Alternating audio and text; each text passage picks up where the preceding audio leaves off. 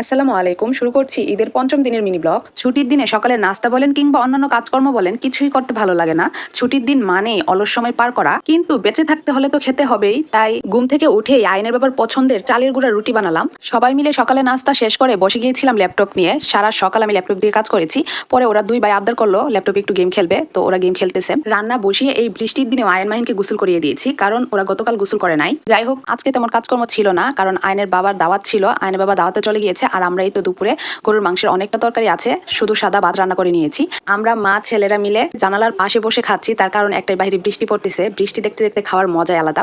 যাই হোক, খাওয়া দাওয়া শেষ করার পর আয়ন মাহিন ঘুমিয়ে গিয়েছে, আর আমি এদিকে বসে এই তো মুভি দেখতেছি। এই বৃষ্টির দিনে আয়নের বাবা বাহিরে, সেই টেনশনে আমি আজকে বিকালে ঘুমাতে পারিনি। যাই হোক, এরপর আয়নের বাবা বাসায় আসলো। আসার সময় সাথে করে আমার জন্য নান রুটি নিয়ে এসেছে। মাংসের তরকারি দিয়ে নান রুটি খেতে আমার খুব ভালো লাগে। আর এদিকে এই তো আয়নের বাবা বাসায় আসার পর আয়ন মাহিন ঘুম থেকে উঠেছে। আজকে তাহলে নান রুটি খেতে খেতে নিচ্ছি বিদায়। আল্লাহ হাফেজ।